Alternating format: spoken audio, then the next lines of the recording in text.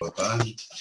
É uma honra estar hoje aqui, né, olhando para essa telinha com vários rostos de pessoas com os quais a gente serve mais proximamente, outros, cada um numa região de um país, mas todos envolvidos com uma causa que vem transformando o mundo e transformando as consciências para poder compreender o que o mundo está passando, né?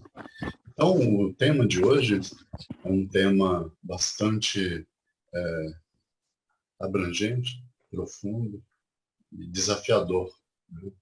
Então, eu fiz uma incursão, e para fazer essa incursão eu vou me utilizar de alguns instrumentos visuais, né, que é o PowerPoint, e confesso que eu fiz uma parte. E essa parte eu vou apresentar agora e a gente abre depois para uma roda de conversa, uma percepção. E o tema é tão abrangente, é tão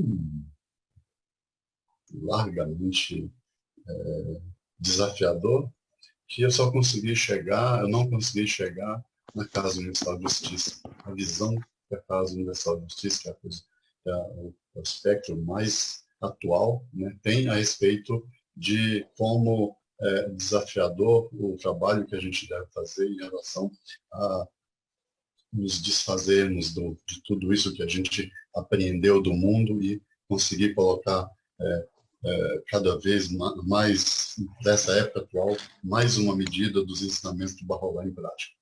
Então, vai ficar para uma próxima vez, mas eu vou fazer algumas pinceladas em relação a isso. Então, João Davi, eu vou fazer compartilhar a tela, pode ser? Para começar, eu coloquei uma poesia, Alberto Caeiro, Fernando Pessoa. O universo não é uma ideia minha.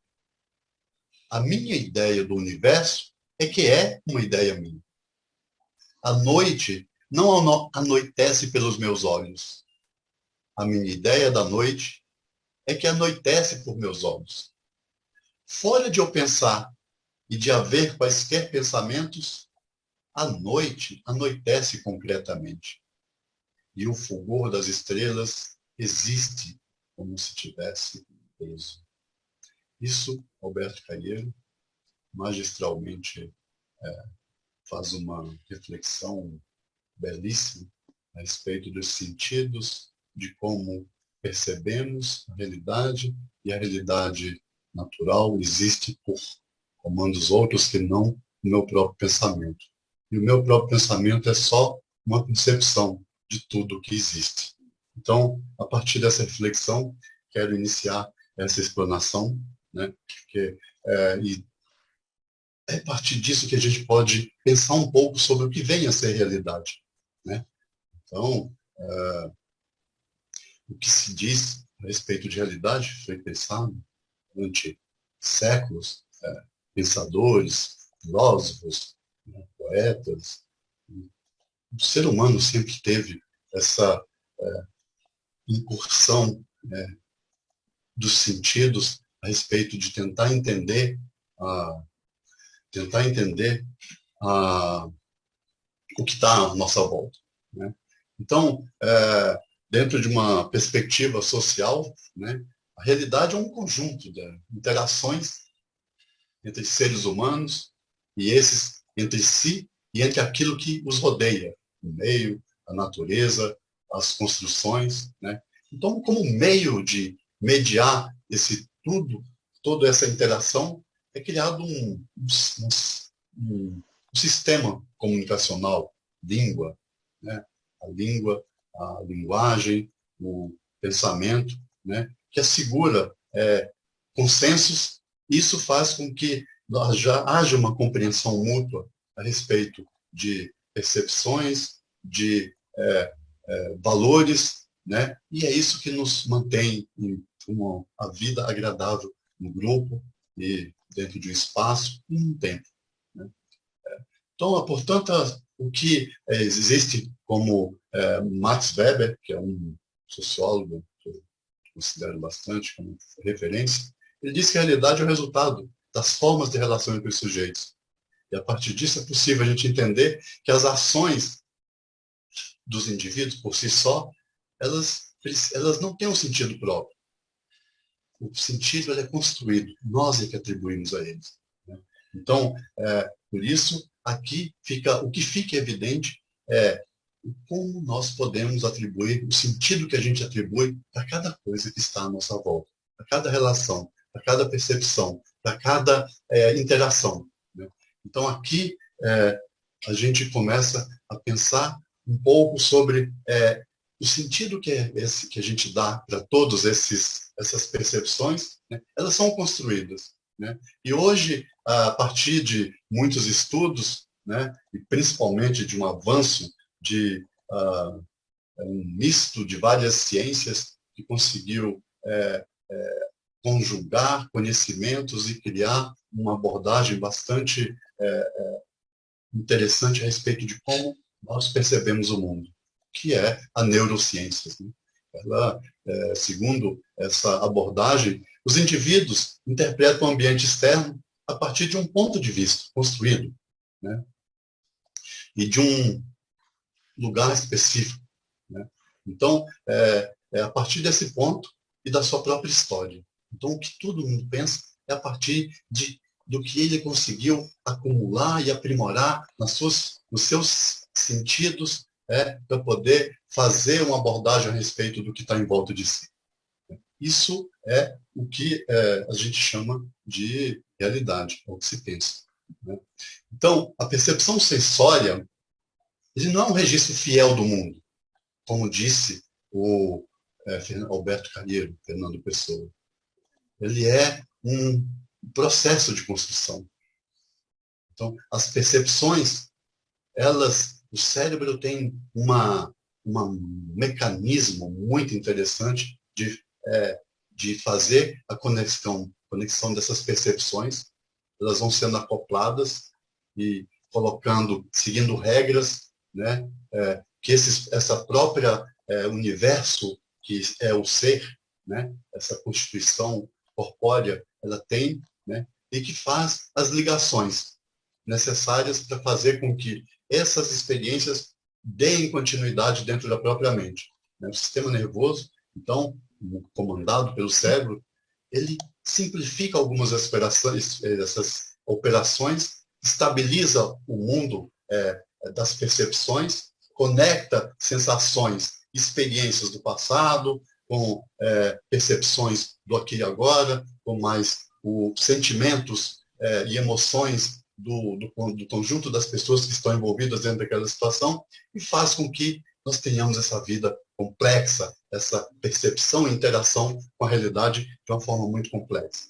Essa é uma poesia, Alberto Calheiro, Fernando Pessoa, uma das figuras mais magistrais na área da artística, literária do mundo, uma pessoa que criou, muitos autores criam pseudônimos, ele criou heterônimos, que eram cada um desses, Alberto Calheiro, Augusto Campos, cada nome desses era como um escritor.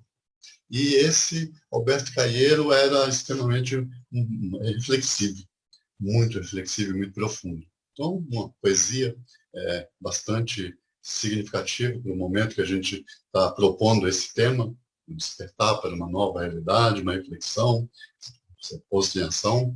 Então, olha que beleza de poesia. O universo não é uma ideia minha. A ideia do universo é uma ideia minha. A noite não anoitece pelos meus olhos. A minha ideia da noite é que anoitece por meus olhos. Fora de eu pensar e de haver quaisquer pensamentos, a noite anoitece concretamente. E o fulgor das estrelas existe como se tivesse peso. Então, magistralmente, ele considera que a existência está aí posta, né, pelo Criador, né, e nós fazemos ideia a respeito do que a gente percebe, do que a gente sente, de como a gente interage. E o encantamento em relação a isso vai de cada um. Basicamente é isso. Então, dentro do tema, uma das primeiras despertar para uma realidade, e é bom que a gente pense um pouco sobre a questão da realidade, né? Porque até pouco tempo existia uma contraposição ou essa coisa da dualidade, né? Do que era concreto, do que era ilusório, do que era real, do que era fantasioso, né? E essa coisa a vida está tão bem mais complexa que não dá mais para pensar a realidade dentro de uma perspectiva dessa dualidade tão simples e tão pequena, né? Então, a partir disso, eu consegui encontrar nas proposições de Max Weber, um filósofo, sociólogo alemão. Então, o que ele diz assim, que dentro da perspectiva social, a realidade é um conjunto de interações entre em que os seres humanos estabelecem entre si e entre tudo que os rodeia. E, como mediação dessas interações e do mundo e das circunstâncias, existe um sistema comunicacional que é construído, né? Que é a língua, as línguas, né? As linguagens, seja a linguagem falada, a linguagem escrita, ou a linguagem corporal, a linguagem de interação sensitiva entre as pessoas, né? Ou perceptiva, ou reflexiva, o que seja, né? Mas existe um sistema comunicacional que faz que surge no meio das interações e diante das diversas circunstâncias, e é isso o grau de consensual dos valores que surgem dentro desse sistema comunicacional é que faz os indivíduos sentirem a força de um grupo, a comunhão da vida em grupo, né? Dentro de um dado espaço, de um dado tempo, né? E é essa construção desse sentido comum, esse sistema comunicacional, que faz os grupos adquirirem, sabe, consistência e ter a característica de impulsionar os indivíduos, como a gente vai ver mais para frente. Então, dentro da perspectiva do Max Weber, né, a realidade é o resultado das formas de relação entre os sujeitos. Essas formas elas vão mudando ao longo do tempo e, segundo o desenvolvimento da humanidade, das sociedades, né? Então, a partir disso é possível entender que as ações, por si só, né, elas não têm um sentido próprio. Agir, no caso humano, né, existe algo além da própria ação, que é aquilo que dá o sentido, que é aquilo que dá a perspectiva e aquilo que comunga uns com os outros. Então, o sentido das ações é o que é a ênfase que nós queremos colocar aqui, e saber que esse sentido somos nós que atribuímos esse sentido para as ações. E fazemos dela max, mínimo, média, ou interativa, ou superlativa. Então, essa é a perspectiva do que o ser humano está em fase de construção agora. A partir do refinamento, não mais ação por ação, né? Como mais para frente a gente vai ver, né? Aquele que veio reorientar os assuntos humanos diz que as ações não podem ser qualquer ação por ação.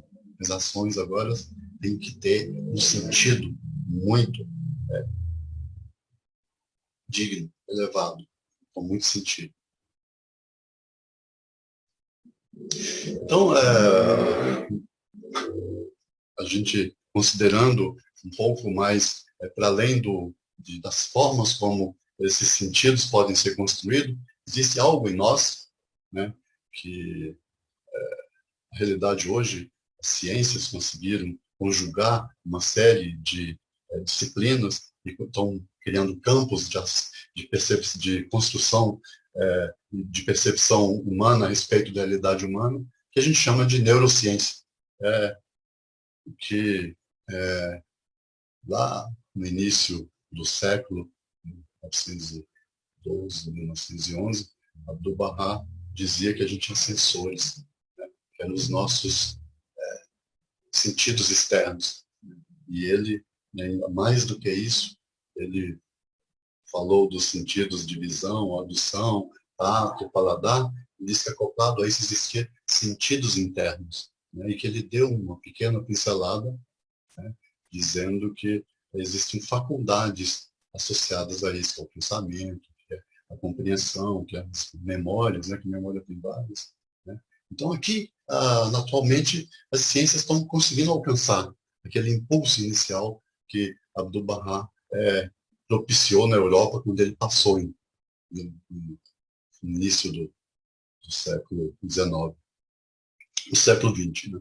Então, na perspectiva da neurociência, que é essa ciência nova que está surgindo aí, os indivíduos interpretam o ambiente externo a partir de um ponto de vista específico, no espaço vivido, como um ponto de específico da sua própria história. Então, a nossa percepção ela é construída, ela é desenvolvida, ela é aprendida, ela é educada, ela é desenvolvida. Né? Então, que essa percepção sensória, esses sensores, né, tanto externos quanto externos, eles fazem um registro de tudo aquilo que palpável aos sentidos ou estimulantes aos nossos sentidos, mas ela não é muito fiel. Né? Mas é um processo de construção. Nós estamos nesse processo. Né? Aliás, mais para frente a gente vai ver que o que se diz é que nós chegamos numa etapa de desenvolvimento da humanidade e nós já estamos com essa perspectiva de nos enxergarmos de uma forma diferente de simplesmente nos vermos a partir dos impulsos emocionais que é característico da adolescência. Agora nós estamos entrando numa era da maturidade humana em que nós estamos nos percebendo e percebendo o mundo e as percepções que a gente tem do mundo de uma forma um pouco mais madura, mais abrangente, um pouco menos movida por emoções, mais perceptiva.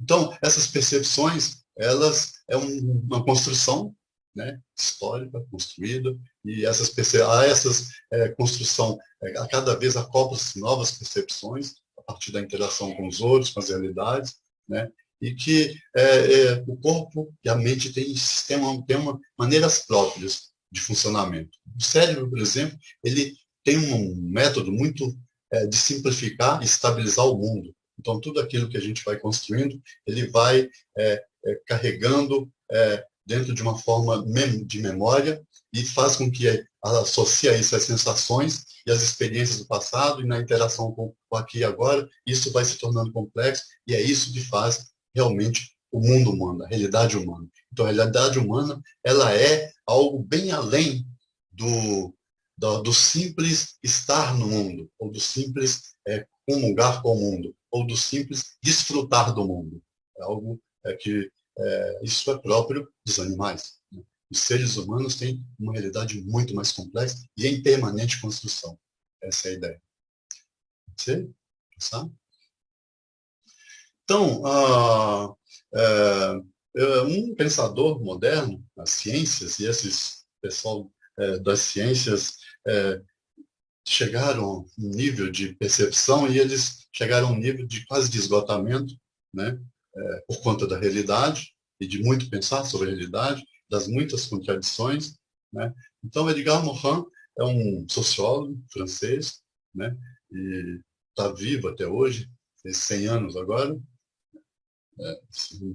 2022, 2021 fez 100 anos. Né?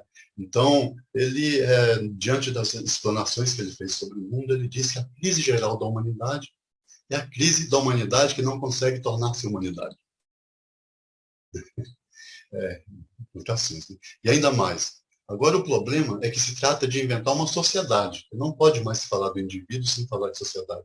E que essa sociedade não é mais uma sociedade, são várias sociedades. Então, essa sociedade é uma escala mundial, mas que também, por causa das experiências atrozes do passado, que essa escala mundial não seja feita segundo um modelo de Estado-nação que seja um super mega Estado que, sabe, que seja opressor para o desenvolvimento dos indivíduos ou dos grupos, né? Mas que tenha se baseie nisso, mas que seja uma outra forma de organização política que ele ainda não sabe como fazer isso.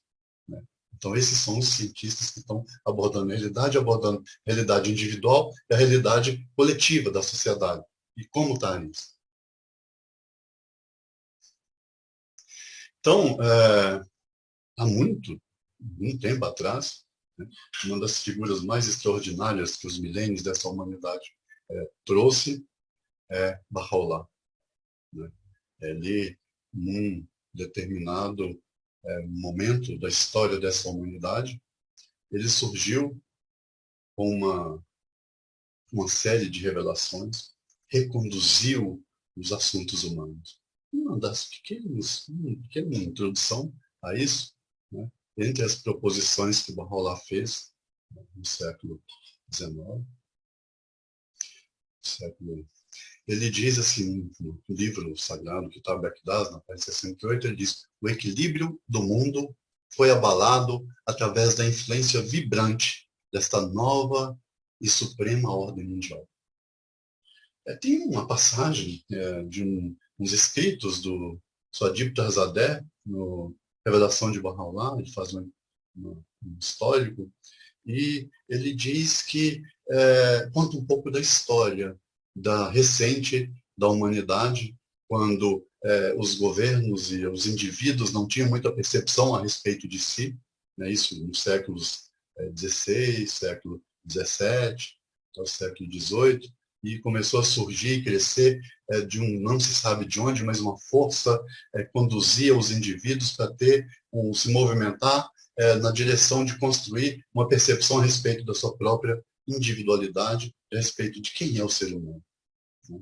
A partir disso foi construído o racionalismo, os indivíduos construíram uma série de percepções a respeito do mundo que não mais esperava que um rei ou um sacerdote dissessem o que é que ele deveria interpretar, mas que ele estava assumindo a responsabilidade por pensar e ter uma visão própria a respeito das coisas que estavam acontecendo no mundo. Isso foi o racionalismo. Né? E, segundo o Suadib Tarzadeh, todo esse movimento é uma força, uma operação, uma força divina acontecendo ao longo da história humana, que estava caminhando para um momento muito significativo do desenvolvimento da humanidade, que foi quando surgiu, sabe, a revelação dupla do Bab e de Baha'u'lláh, que assinalou o fim de uma era, o início de uma era que estava inaugurando a era da maturidade do desenvolvimento do ser humano. E que eles estavam trazendo as forças necessárias para os indivíduos aprender a se estabilizar enquanto pessoas maduras a respeito da realidade da vida humana na Terra. Então, Baha'u'lláh aqui diz que ele trouxe, sabe, uma revelação que a potência da revelação é difícil para a gente compreender, porque a gente aprendeu a entender os assuntos a partir da perspectiva de estudos mentais, acadêmicos, dentro de disciplinas. Né? E a realidade que Baha'u'lláh trouxe para a gente compreender é que a palavra, existe na história humana alguns seres especiais que não são seres humanos comuns, mas que são seres que ele chamou de manifestantes divinos. Aproximadamente 1.000 anos aparecem, e quando eles vêm, a vida deles nunca é uma vida muito comum. É um olhar mais atento. Para quem olha com os olhos, sabe, com pouco discernimento, acha que é um ser humano comum. Mas a palavra desses manifestantes divinos, eles têm em si uma proximidade com o absoluto. E para a gente é muito difícil entender o que é o absoluto. Né? Porque o absoluto não tem o passado, ele é ao mesmo tempo passado, presente e futuro. Para nós, nós somos circunstanciais, a gente percebe as coisas assim. Eu vi no passado assim, eu estou me sentindo assim, não sei o que eu estou percebendo agora, mas eu quero chegar lá no futuro. Quer dizer, a gente ainda é meio assim, a gente precisa despertar ainda a nossa consciência para ter essas percepções e saber o que é cada uma desses enquadramentos de consciência consegue fazer e a gente saber o que de verdade nós estamos pensando. Agora, eles não. Esses manifestantes divinos, quando eles falam, a palavra deles está enraizada naquele movimento que houve antes da nossa existência e ao longo da história dessa humanidade, e no momento em que eles estão vivendo, e também está desdobrando novas realidades para todos aqueles que estão aqui e para os que virão. Então, ele diz, o equilíbrio do mundo foi abalado através da influência vibrante dessa nova ordem mundial, essa nova organização dos assuntos humanos, essa nova maneira de se movimentar na direção de viver a vida de uma forma que se pauta por um outro jeito de se viver. Né? Então ele diz que a vida regulada, não é a vida desenvolvida pelo ser humano até agora. O que nós vivemos até agora é muito cheio, é muito prisioneiros de ideologias, é muito prisioneiros de sentidos, de ele falou assim comigo, qual é o tom, por que ele falou assim comigo? A gente está tão perdido por influências de atenções que não são, sabe, próprias do aqui agora, mas que são resquícios de ressentimentos mal formulados dentro de nós, que a gente não consegue ter uma percepção da realidade do jeito que um manifestante divino e aqueles que se aproximaram deles conseguem construir.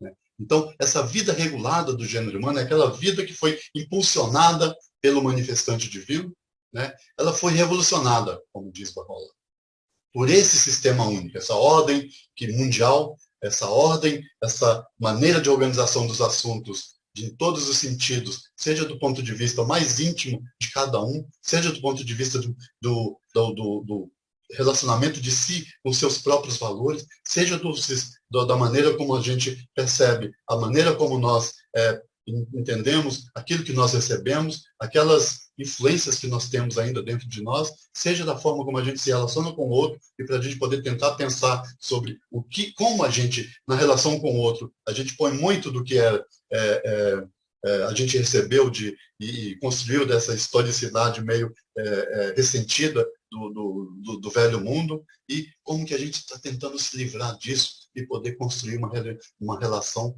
real, espiritual, de verdade, de acordo com essa regulação que o impulso divino está guiando a vida humana. Né? Então ele diz que esse sistema é maravilhoso, que esse sistema nenhum olho mortal viu ainda. Então, olha a perspectiva do que Baha'u'lláh propõe para o que está acontecendo para a realidade humana. A realidade de todo o sistema humano. Né? Que nós estamos à beira de construir algo, sabe, que nós não vimos ainda. O que nós experimentamos da vida até agora, sabe, nos dá base. Uma base, sabe, para a gente poder continuar a desenvolver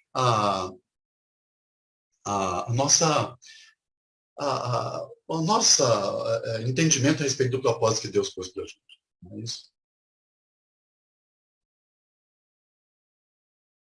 Então, ele diz assim, que uma forma que para a gente poder melhorar a qualidade do nosso entendimento a respeito do qual é a organização dos assuntos humanos propostos por Deus para a nossa época, né? Ele diz que é na revelação dele que a gente vai descobrir isso. É na interação com a palavra sagrada. É na interação com o indivíduo, né? Com os outros indivíduos. É no desenvolvimento de nós mesmos para um outro patamar da nossa existência. Né?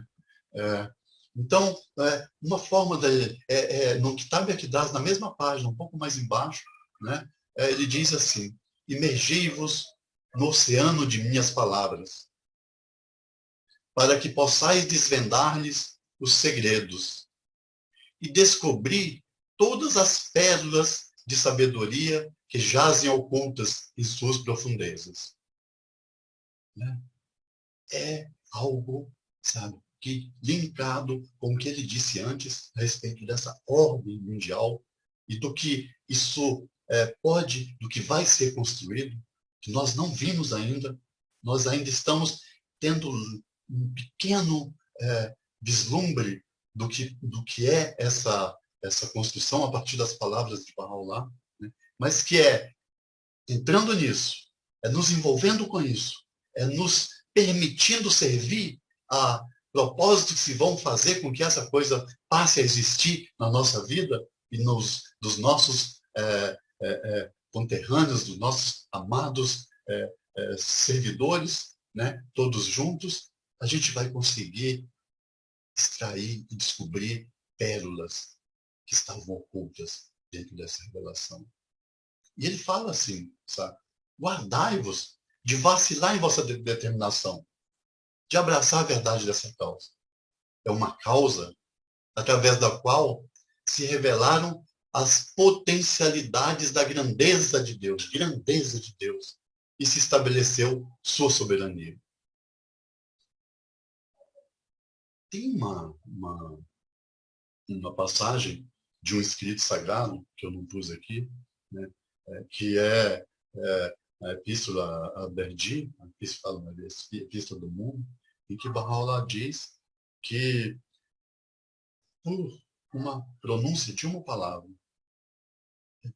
Deus poderia compelir todos os seres humanos a se voltarem para a causa de Deus. Mas que, porque o nome de Deus, o generoso, o misericordioso, exceder todas as coisas, não era permitido fazer isso. Porque, através da misericórdia e da generosidade de Deus, vai ser essa vitória final da causa de Deus no mundo vai ser conseguida por aqueles que fizerem isso que ele está dizendo aqui agora. E, ao interagir com isso, vai ser revelada as potências de Deus dentro de cada um. Isso é generosidade de Deus. Por um ato de generosidade, nos está sendo permitido participar disso. Pela misericórdia de Deus, ele está permitindo. E pela generosidade, ele vai nos transformar. Que é assim que nós vamos descobrir e desvelar a verdadeira realidade de qual é o propósito da vida humana. Então, pela misericórdia de Deus e a generosidade de Deus exceder a tudo, ele tem uma maneira, um mecanismo muito diferenciado para poder promover essa causa. Essa é um instrumento. Só Dito Azadé fala naquele livro lá que a palavra sagrada, a palavra criativa é a obra, sabe? Um instrumento pelo qual vai ser transformado os indivíduos. Porque é na imersão com essa palavra. Essa palavra por isso é que tem tantas recomendações que diariamente se leia um trecho das Escrituras Sagradas, que faça uma reflexão, que faça uma meditação, que se permita fazer com que essa palavra sagrada, esse imergir no oceano das palavras de Bahá'u'lláh, possa fazer suscetibilidades espirituais, mentais, percepções e alargamento da consciência e autodesenvolvimento. Essa é a base do desenvolvimento. E isso é uma das partes que vai ficar para outra parte dessa apresentação, que vai ser a parte da Casa Universal de Justiça. Por enquanto, eu só comecei a fazer uma reflexão a respeito dessa imergir, descobrir, se despertar, se desfazer de vários sentidos para poder fazer parte dessa realidade que o Supremo Manifestante de Deus trouxe para a gente poder, sabe, como um ato de misericórdia de Deus a nós, como um ato de generosidade a Deus, a gente poder participar disso. Então, na outra parte, a Casa Universal de Justiça, que é o prosseguimento do convênio de Bahá'u'lláh para a atualidade, é chamado a gente para poder fazer as reuniões devocionais. As reuniões devocionais têm a ver com isso aqui. Tem a ver com a gente aprender a sozinho, primeiro, né? Imergir na palavra. Imergir dentro dessa revelação. Fazer essa revelação, sabe?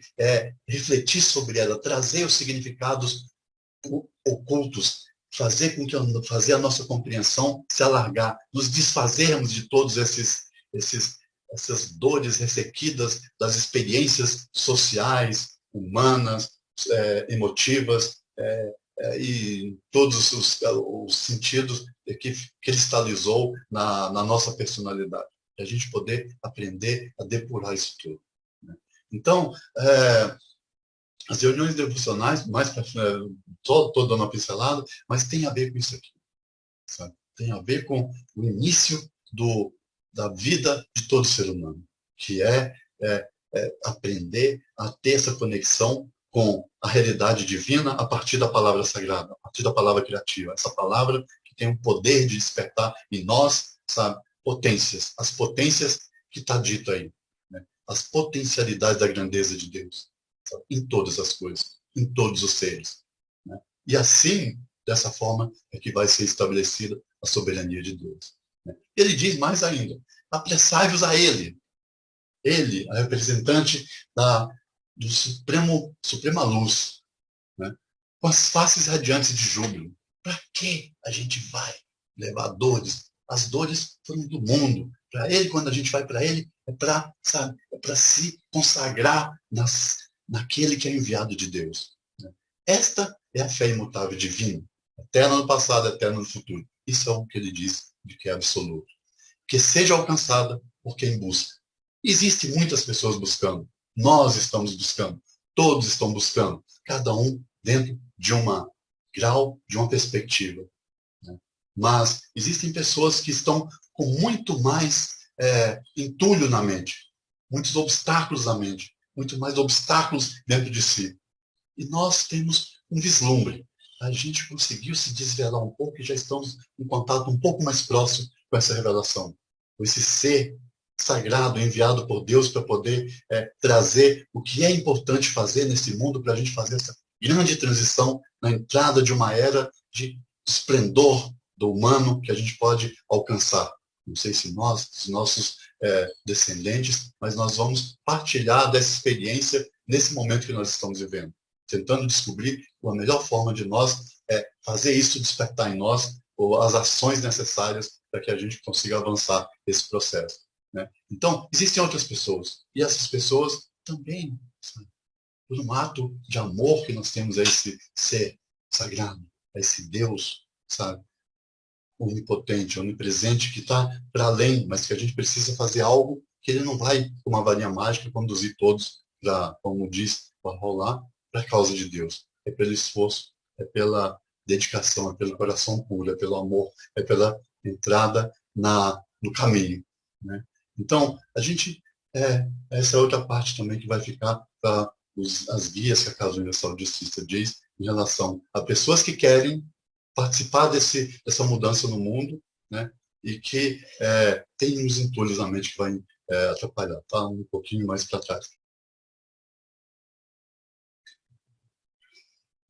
Então, esse aqui foi um enfoque, assim, é um pouco teórico, mas tem muito a ver com o que nós estamos pensando aqui. Mas, assim, dentro da comunidade Bahá'í, e existe não só para a comunidade Bahá'í, mas a, a Fundaec, a Fundação de Estudos, né, de Prosperidade Mundial, que está na Colômbia, e eu participei de um curso, né, bastante interessante, e alguns pensamentos eu tirei de lá e pus aqui. Né.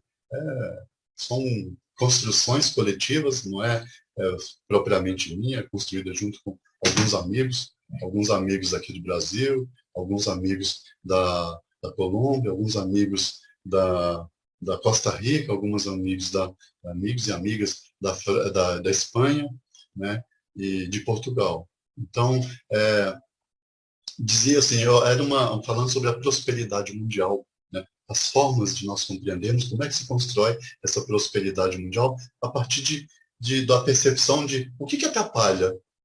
A gente tem sonhos, e muitas pessoas, não só nós Bahá'ís, mas muitas pessoas têm sonhos.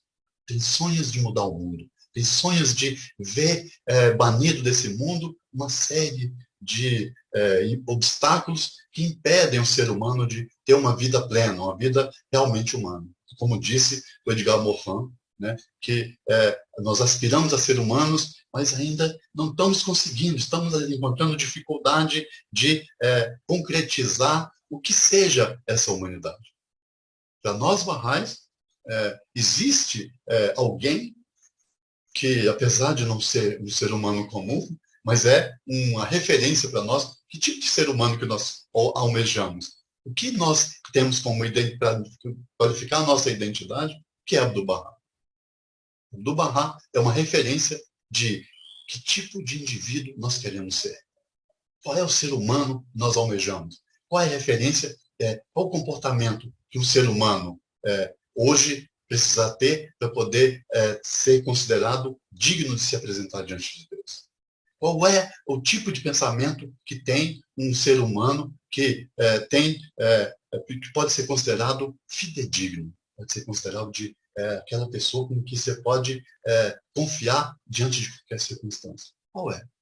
Então, Abdu'l-Bahá é essa nossa referência, né? E, para isso, a gente fez uma série antes de ir direto para a fé, nós fomos convidados a pensar a partir da perspectiva das ciências que estão estudando o comportamento humano, das ciências que estão estudando a governança humana, das ciências que estão estudando os valores humanos, uma série de coisas assim. Então, o que nós chegamos é que, apesar de termos sonhos, né, existe uma série de impedimentos. Né? E muitos desses impedimentos, na Carta da Casa Universal de Justiça de 2010, o Plano Divino em Ação, ela fala que existe uma série de impedimentos, de tendências de pensamento que nos fazem errar na hora de concretizar o pensamento, apesar de a gente ter sonhos. Né? E isso fica para uma outra parte, que não vai dar para a gente desenvolver aqui. Né? Mas, assim, o que diz aqui é que, sim, que existe uma série de ideologias, ideias, sabe, que se cristalizaram quase como deuses, né? E que todo mundo tomou como valor maior. Né? E que esse é um desvirtuamento do platonismo. Né? Então, todos esses ismos são ideologias que aprisionaram pessoas, que oprimiram outras. Né? Seja o socialismo, seja o marxismo, seja, sei lá, tem tantos, né? Tantos ideologias, né? O capitalismo, todos eles, sabe? São ideologias que influem e criam modelos de governança, sabe? De maneiras de como dizer a verdade, de como administrar a justiça. Né? Então, esse estudo que é feito lá na Fundaec, eles falam, sabe, de dois princípios que Bahá'u'lláh trouxe que tem que estar muito junto, que é a justiça e a unidade. Uma em relação à outra. E são essas duas que são os dois eixos que guiam os assuntos da governança humana e que para a nossa individualidade é muito importante a gente ter isso como perspectiva. Não a justiça. E aí eles estudam bastante a justiça, né? E a justiça até na perspectiva, por exemplo, John Rawls, né, que é um sociólogo, filósofo norte-americano, um dos mais avançados em termos desse conceito de justiça, né? E ele chega muito próximo do conceito de justiça que a governança Bahá'í vem desenvolvendo. Né? Agora, dentro da perspectiva que Bahá'u'lláh coloca, a justiça ela tem uma raiz, é um exercício na vida social, mas ela tem uma raiz dentro da espiritualidade. É muito interessante a concepção de justiça. Gente, a concepção de justiça dentro da fé Bahá'í. A concepção de governança dentro da fé Bahá'í, a concepção de individualidade dentro da fé Bahá'í, a concepção de conduta humana, a concepção de atitude, a concepção do servir. Servir, até pouco tempo atrás, era algo como se fosse próprio de escravos, era como se fosse algum trabalhador. Dentro da fé Bahá'í, o servir, sabe, é um ato dos mais altos, dos mais dignos, né? Porque quando você desenvolve ao máximo e aquilo que você coloca ao máximo de desenvolvimento, você serve para o outro. Sabe? Então, o despertar para essa realidade que foi construída na construção com a revelação de Bahá'u'lláh e com as agências, instituições Bahá'ís, a convivência Bahá'í, Claro que tem muitos chute na canela, às vezes a gente dá sem querer, e às vezes é por ignorância. Né? Mas, de fato, o que tem conduzido é que a gente está desenvolvendo uma outra visão, estamos despertando os nossos sentidos, sabe? Refinando os nossos sentidos para poder perceber que realidade é essa que Bahá'u'lláh veio trazer, sabe, para a compreensão humana, tá? A respeito de qual é o propósito da vida, de como a gente vive a vida e de qual é o sentido da construção da sociedade humana, o que é uma sociedade humana, verdadeiramente humana, que foi movida pelo Espírito Divino para poder desenvolver a capacidade de todos. Então, pessoal, ele fala assim, que a justiça, em sua concepção assim, mais profunda, é um poder capaz de transformar a consciência emergente da unidade da humanidade.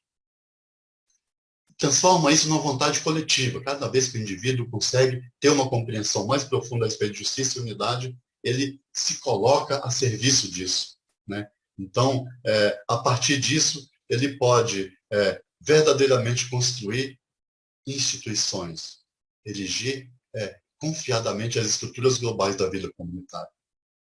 Então, quando se fala do indivíduo, sabe, da comunidade e das instituições, tem muito a ver com isso. É preciso que o indivíduo se transforme, como foi dito, avance um pouco mais, não se transforme, mas avance mais e mais dentro da sua concepção a respeito de todos esses assuntos, para a gente poder trazer o enriquecimento da vida social, fazer com que as instituições espelhem, por exemplo, esses conceitos. Porque a gente, nos estudos lá, a gente estava vendo assim, se a justiça tem esse alto caráter, sabe, e esse refinamento que está lá enraizado dentro da alma humana e que tem a ver com qualidades da alma e tem a ver com a espiritualidade, como que uma instituição, sabe, que se pauta pelos assuntos só pouco atentos à dignidade humana, como que essa instituição vai conseguir colocar em prática esse tipo de justiça? Então, só se coloca em prática esse tipo de justiça quando os indivíduos conseguirem avançar dentro da consciência e consigam se colocar dentro dessa perspectiva, né, de estar junto da comunidade, da sociedade, dos indivíduos que estão em sua volta, com essa mesma concepção de coerentemente e, ao mesmo tempo, dentro das instituições, ele espelha isso também. Né? Então, só assim é que se pode construir estruturas globais na vida comunitária. E se, dentro disso, a justiça, sendo o princípio orientador, sabe, a vida e a sociedade vai se tornar frutífera, pessoal. E isso é a realidade do que Bahá'u'lláh diz que é essa sociedade que está sendo construída. Então, segundo essa consciência, né, que emerge do contato com a revelação de Bahá'u'lláh e também nesses atritos e movimentos que surgem quando a gente está dentro, prestando serviço nessas instituições, nessas agências, né, mas que o princípio maior não é afirmar a individualidade. Essa é uma questão, né, central que Bahá'u'lláh coloca. Né? Que o objetivo principal, apesar de que nós temos que nos esforçar para nos desenvolvermos, mas o objetivo final não é, sabe, o desenvolvimento da individualidade. O desenvolvimento da individualidade é para poder prestar um serviço de desenvolvimento à humanidade e a todos. Ninguém mais, sabe? Ele aboliu aquela história de que uns vão se despertar e vão comandar os outros, ou vai sair despertando os outros. É cada um, sabe, ombro a ombro, juntos, construindo, sabe, interações capazes de criar suscetibilidades e fazer com que o indivíduo, lá no contato com o palavra sagrado, se desenvolva e crie suas próprias percepções, e na interação com o outro comum, e reconstrua essas percepções que teve sozinho, e reconduza e faça com que isso vá gradativamente ganhando escala e ganhando força de todas as dimensões humanas. Então, é isso que faz surgir uma consciência que é essa consciência do serviço, ao prestado a essa ordem mundial, né, que foi preconizado por ele. Então, a vida individual, nesse sentido, né, ela tem um correlato que é a vida social, que é a sociedade, que espelha o grau de desenvolvimento dos indivíduos. Se a sociedade está do jeito que está, porque os indivíduos partem de valores e de crenças e têm uma série de comportamentos e atitudes que fazem com que a sociedade, por mais que ela tenha sonhos e ideais, ela contraditoriamente ela tenha, sabe, tem uma parte desconstrutiva porque ela se baseia na individualidade, no individualismo, não na individualidade, no individualismo, que é um passo para o egoísmo, né? Se desenvolveu numa concepção que Barrola questiona, que é essa concepção histórica de que é o indivíduo que leva ao desenvolvimento. Ele contraria isso e diz que quem leva ao desenvolvimento é o conjunto das pessoas. É quando as pessoas se unem, quando as pessoas redimensionam um conhecimento juntos e criam uma coisa nova. Então, os avanços, né, a gente, na escola do ensino fundamental, a gente aprende que, de repente, como foi descoberta a lei da gravidade, né? Fala que, de repente, o Newton estava debaixo de um pé de maçã e plim, caiu a maçã e ele descobriu. Sabe? É como se fosse isso. Né? Mas para ele chegar a isso, ele tinha pensado muito sobre isso. Tinha conversado com muitas outras pessoas, que fez várias experiências. Então, não pega só uma ação em si, mas essa ação ela está dentro de um contexto, sabe, de interações. Então, não é o indivíduo que leva ao desenvolvimento total. Ele se desenvolvendo e junto com outros se desenvolvendo também, aí isso leva ao desenvolvimento da humanidade. Né? Então, a sociedade ela é um correlato do indivíduo. Né? E que o aumento da organização social tem reflexo sobre a expansão da margem de expressão de capacidades do ser humano. Quanto mais a sociedade é desenvolvida, né, do ponto de vista do respeito humano, da dignidade humana, mais pessoas conseguem espelhar, sabe, aquilo que ele tem como potencialidade dentro de si, aquelas capacidades que estão latentes, e consegue expressar e revelar, sabe, aquilo que existe só como potencialidade, e ele coloca em evidência na vida social. Né? Então, isso deixa claro que a relação entre a pessoa e a sociedade é recíproca, e é dinâmica, e tem influências simultâneas e reforçadoras. Né? Então, olha que outra visão a respeito do indivíduo, da sociedade e sobre as instituições.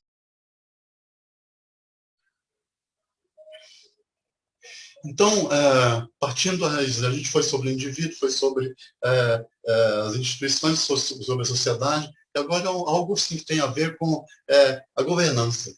Né? Essa governança dos assuntos humanos, que Barrola lá chama de uma nova ordem mundial, né? Que tem espectro em várias dimensões da vida humana, mas aqui estou colocando basicamente dentro da questão da governança dos assuntos humanos no que diz a respeito do Estado. Né? Então, para que todas essas formas governamentais que foram passadas, experimentadas ao longo, sabe, de milhares de anos, né, através dos sistemas governamentais baseados em proprietários de terra, em reis, em sacerdotes, em repúblicas, né? As várias denominações, né? Seja neoliberalismo, seja como é que fala, social-democracia, ou tem muitos nomes para as governanças, né? Mas que de todas essas concepções, o básico, sabe, delas, sabe, elas sempre partiram de um pressuposto, sabe, por conta de ainda se basear em pouca complexidade e entendimento das dimensões da vida humana, elas sempre partiam de um pressuposto que alijava aos seres, a maioria das pessoas dentro dos planejamentos e faziam com que essas pessoas não participassem dos processos que iam levar, que diziam que era para o seu desenvolvimento, e elas ficaram fora. Né?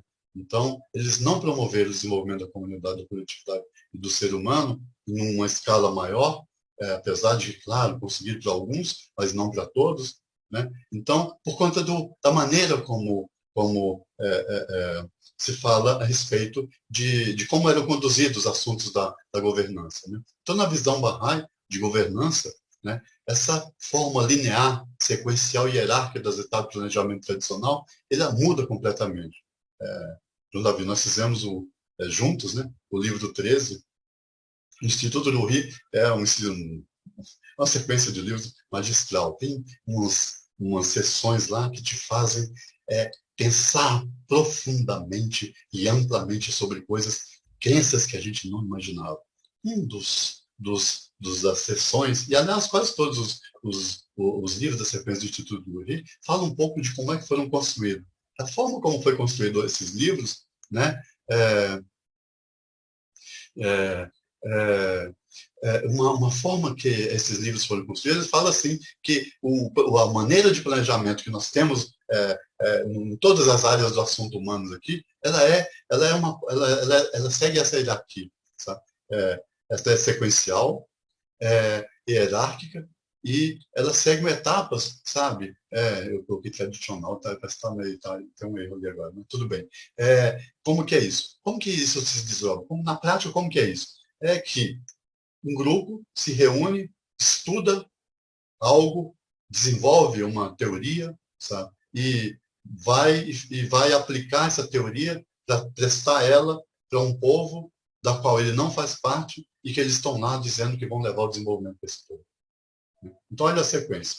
Existe um planejamento de um grupo de elite que pensa por si, cria uma teoria, depois vai lá, desenvolve, vai tentar testar, fazer uma testagem na prática. E aí leva o serviço para as pessoas e fica, e aí, como que tá? Como que tá? Fica indagando com as pessoas, mas as pessoas não participam, não tem uma participação direta da elaboração, não tem uma participação direta apesar de não ter conhecimentos técnicos sobre domínio acadêmico sobre o assunto, mas ela tem a experiência da própria vida, né? E daquilo que vai verdadeiramente beneficiar o íntimo da pessoa, o íntimo daquela comunidade, a forma como vive, né? Não receber um plano pronto e alguém chega e está fazendo a caridade para aquele povo, né? Isso, segundo a governança Bahá'í, e segundo a maneira como é estruturada as ações, a aprendizagem se dá, sabe? Na ação. Na ação, isso aí vai ser um outro assunto para um outro aprofundamento disso, vai se dar num outro momento, né? Na ação, quando surge a ação, da ação, junto com ombro a ombro com as pessoas, surgem as demandas. E aí, a partir das demandas, sim, aí vamos procurar aquilo que já existe, aquilo que já existe, aquilo que já existe a respeito da experiência, né? O que seja acadêmica, que seja técnica. Então, vamos buscar aqueles que já estudaram alguma coisa e que vai ter contribuição aqui. Mas não essas pessoas que já estudaram vão trazer a sua visão total, sabe? Elas vão trazer a contribuição para esse grupo que estava em ação e que descobriu alguma necessidade, alguma demanda dentro do movimento que eles estão participando, aí sim traz aqueles outros para poder contribuir, né? Então, essa é a visão, sabe, de planejamento Bahá'í. Essa é a visão de aprendizagem, de funcionar no modo de aprendizagem. Essa é a perspectiva do que a comunidade Bahá'í, o Centro Mundial, o que a Casa Universal de Justiça vem dizendo, que qual é a atitude nossa hoje, sabe, para estar ombro a ombro nos lugares. E qual é o nosso papel hoje, qual é o crescimento que nós temos que ter. Sabe? Nós já fizemos muito, muitos no passado fizeram muito mais ainda. Mas agora é tempo da gente fazer algo que está muito necessário para esse momento que nós estamos vivendo, sabe? Então, essa é a visão de planejamento. E o Instituto, pessoal, ele é isso. Ele não é uma sequência de livros para você se tornar um catedrático, não é uma sequência de livros que você vai dizer que você passou por toda a sequência, você tem um diploma. Mas são sessões que mudam muitas concepções. Só para vocês terem uma ideia, por exemplo, livro 8. Livro 8 fala, por exemplo, da convênio. E aí fala de todo o desenvolvimento do conceito de convênio, que é algo magistral na história das religiões, né? E entre todos esses, falando que as religiões, os manifestantes anteriores, eles tinham conhecimento a respeito disso, que está acontecendo agora, e da visão a respeito da causa de Deus.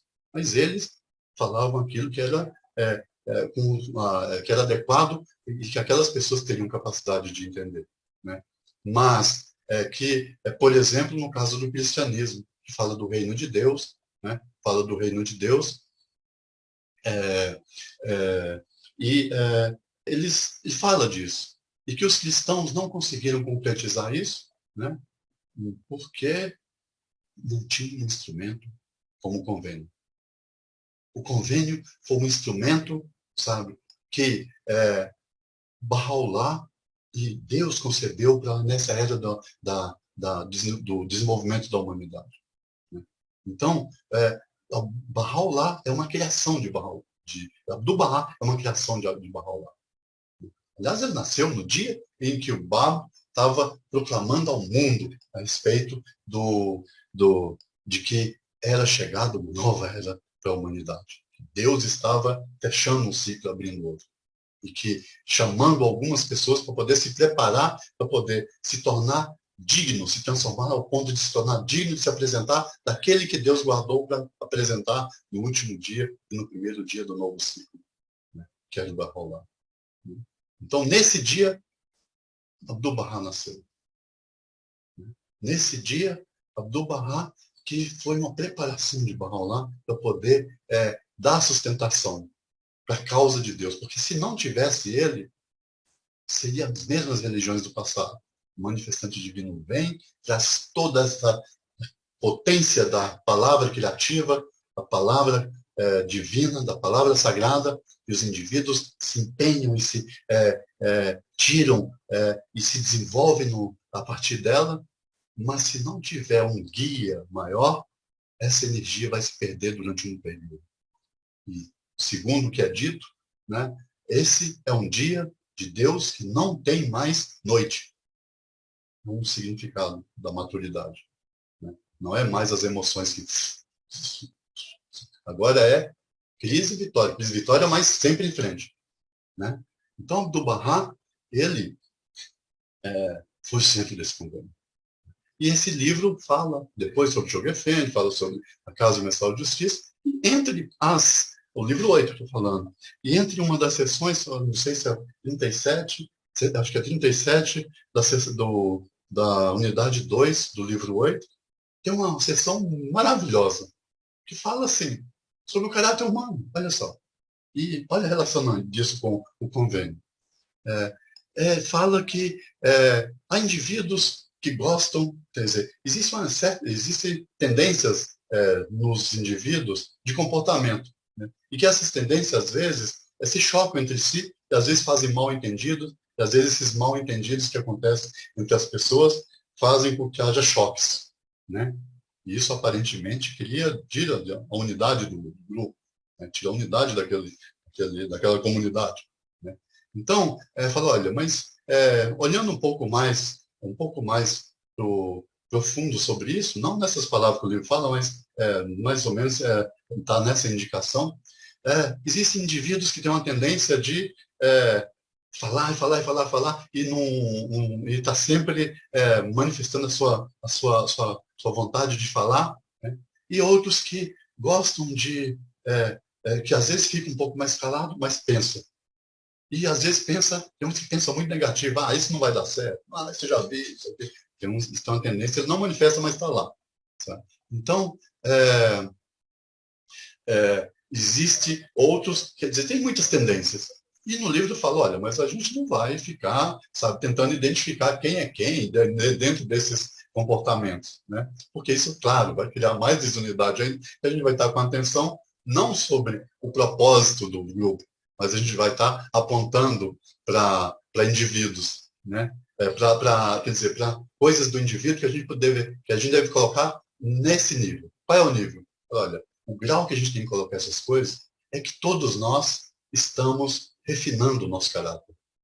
E que a nossa personalidade, sabe, tem algumas deficiências, por conta das experiências que a gente tem. Então, isso afeta a forma como a gente age com o outro. Então, por que não a gente compreender que nós temos essas tendências e que essas tendências atrapalham e a gente ter consciência disso e saber como a gente lidar com isso com a gente mesmo. E talvez, a gente aprendendo a lidar com a gente mesmo, os outros também vão criar mecanismos de a gente criar, sabe, autorresponsabilidade do autodesenvolvimento, sabe? E não criar tanta confusão. Porque isso afeta a unidade. Isso afeta a unidade, afeta, sabe, o grau em que nós vamos colocar em ação aquilo que o grupo decide. Porque se nós decidimos algo e um fica, por questão pessoal, com a atenção não sobre o que foi decidido, mas sobre a deficiência a deficiência de dificuldade que existe dentro de uma personalidade de um outro, isso tira a força da unidade, tira a força da ação. Então, olha, que coisa maravilhosa. Então, esses livros, eles têm, cada um propósito de mudar a crença que a gente tem a respeito de muitas coisas. E se a gente pega esses livros, faz, mas permanentemente, volta e meia, a gente está dando uma olhada numa ou outra sessão, a gente vai ver que essas sessões são muito bem construídas. Sabe? E foram construídas na experiência real de pessoas no mundo todo. Lá na Tailândia, lá na Colômbia, no Brasil, no Amazonas, em todas as partes do Brasil, em todas as partes do mundo, e a partir disso está sendo construído esse livro. Então, olha que mecanismo belíssimo de transformação da forma como a gente enxerga e de tentar refinar esses sensores que no início da nossa colocação a gente estava falando a respeito da neurociência, de como a gente percebe o mundo e de como a gente pode acalmar esses sensores a partir de uma autopercepção, a partir da ligação com esse entendimento de como é participar de um processo de reeducação da humanidade. É isso que nós estamos vendo. Estamos quase acabando, pessoal. Então, assim, na perspectiva Bahá'í, a justiça, eu já falei um pouco sobre isso, ela tem raiz na espiritualidade, né? E que ela, para ser operada, ela precisa ter uma relação com a verdade espiritual, né? E o desenvolvimento pessoal e social. Então, essas três instâncias têm que estar em coerência, em sintonia. Né? Então, a justiça e a unidade são princípios inseparáveis. Isso é uma questão que vai ser posta para todos, né? E a gente está aprendendo a entender isso, aprender a viver isso, aprendendo a trazer esses assuntos para as conversas que a gente tem em todos os níveis, seja acadêmico, seja público, seja com reunião de amigos, aonde seja. Né? Então, essas são forças fundamentais que vão mexer com toda essa história humana, né? Que pode levar a consciência do indivíduo para graus de entendimento que passa pela compreensão da verdadeira natureza da realidade humana. Também pela natureza das relações da sociedade com o meio. E assim é possível emergir uma consciência moral, um autossenso espiritual, ético e civilizador. Sabe? Porque todas essas crenças do passado têm umas crenças que amarram as pessoas. Ainda voltando mais para frente, talvez, em um outro momento, não sei, a gente fala que o pressuposto das crenças que Bahá'u'lláh veio alargar é que quando as pessoas do século XVII, XVIII e XIX, e ainda hoje ainda tem essa influência, eles partem de que a natureza humana é uma natureza eminentemente animal, né? E que acha que nós somos animais pensantes. Quer dizer, olha o quanto isso influi sobre a maneira e o comportamento que as pessoas têm na vida íntima, pessoal, social nesse mundo. Apesar de a gente estar no mundo tecnológico, tem gente que ainda por dentro tem esse tipo de compreensão. Olha isso. Se o indivíduo tem essa visão a respeito de que o ser humano, essa visão distorcida a respeito da natureza humana, tem uma visão distorcida a respeito da natureza de Deus, porque acha que Deus é um ser que está lá, né, comandado por... e que ele escolheu uns para comandar os outros. Quer dizer, olha a visão que eles têm. Né? E a gente ainda tem muitos resquícios disso, não é eles. Nós fazemos parte dessa humanidade. Nós estamos recebendo isso tudo e a gente convive com isso. Né? Então, mudar isso tudo é algo, um desafio. Então, aí eu pus um tanto, mas não vou entrar muito nisso, isso aí foi uma reflexão que a gente fez a respeito de quais as crenças em relação à natureza humana, em relação à vontade de liberdade, em relação a uma série de... Eu vou deixar para reflexão dos amigos, né? Que quando o indivíduo está içado a si mesmo, movido pela vontade de liberdade, de criar por si, até extenuar-se, como o Edgar Morin colocou lá, né, que ele já investigou de tudo, já participou de tudo. Ele tem 100 anos, pessoal. Ele participou desde 1968, quando a juventude na França, maio de 68, a juventude na França achou que o mundo não podia ser mais daquela forma, e eles fizeram revoluções, mais uma série de coisas. E ele viu que a coisa não evoluiu, né? Ele participou de muitas coisas e ele chegou à extenuação, sabe? Até hoje ele vem pensando o mundo. Como que a gente pode é, é, estar nisso tudo sem nos sentirmos esgotados e sabemos que estamos participando de algo muito criativo, muito poderoso? É por aí, sabe? E por aí vai. Então, é um momento, nessa altura do caminhar da humanidade, nós já temos capacidade de entender a liberdade, mas mudar de posição social, mas que a gente tem buscar dentro de si, mas ao mesmo tempo não se deixar dominar por ideologias separado da realidade, nem de competição, nem estar desconectado das forças dos indivíduos e a gente aprender a identificar quais são as forças sociais positivadoras, criadoras, para a gente se alinhar com isso, mas tomar cuidado para não se deixar perder o rumo e o sentido da vida, e por aí vai. Disposições interiores, né? Ixi, eu errei ali, nas névoas do idealismo, ideologia, competição, essas coisas todas, isso tudo são coisas que são reflexos do passado, né? Isso influi sobre a nossa forma como a gente vê o mundo, isso influi sobre a nossa forma como a gente se relaciona com a gente mesmo, como a gente se relaciona com Deus, como a gente se relaciona com os outros indivíduos, e é isso tudo que conurba isso, toda essa vivência social que a gente está vivendo, né? Da qual a gente está participando. E a gente está tentando se esforçar para poder se purificar disso tudo e tirar isso dos nossos sentidos para a gente poder cada vez mais fazer parte dessa realidade que Bahá'u'lláh propôs e que existe toda a estrutura aí sendo construída, né? Esse é o nosso desafio e a gente aprender isso, né? Então, depois de Abdu'l-Bahá, né, o Shoghi Effendi é uma construção de Abdu'l-Bahá, né? Para dar prosseguimento, para a defesa dessa causa divina, ela não se perder, não deixar os indivíduos se perderem, né? Quando os indivíduos acharam que podiam construir várias casas universal de justiça, porque nos escritos falavam de casas de justiça, e eles, um grupo de pessoas queriam construir casas em cada continente, né? Abdu'l-Bahá deixou Shoghi Effendi. Ainda não era as casas universais de justiça. É Shoghi Effendi, o guardião que vai ainda construir a estrutura humana que vai poder fazer parte da construção disso, né? Então, esse é o prosseguimento do convênio, né? O indivíduo. E Shoghi Effendi diz que ele é um ser humano. Abdu'l-Bahá não era muito, né? É algo fora, um mistério.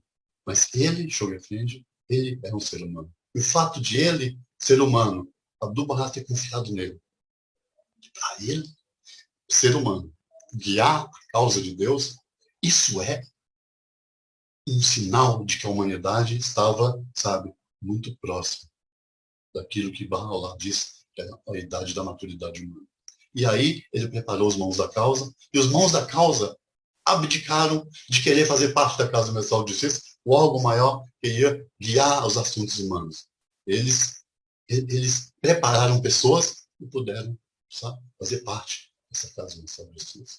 Então, esse é o sinal de que existe uma estrutura humana relacionada com as coisas divinas que provam que isso tudo que Bahá'u'lláh diz está aí. E nós estamos gradativamente participando disso, aprendendo, nos desafiando, aprendendo a saber como é que nós podemos ajudar esses seres humanos que estão, sabe, se dedicando a se reunir como um caso universal de justiça, que eu acredito que não seja coisa fácil. Porque um ser humano que vai lá para a Terra Santa e que se reúne e que tem uma orientação direta do Bab, de Bahá'u'lláh, de Abdu'l-Bahá, imagina o desafio que esses homens têm, né? Então, eles estão preparando pessoas para poder disseminar aquilo que está conjugado lá. Talvez seja por isso que essas conferências mundiais estão vindo.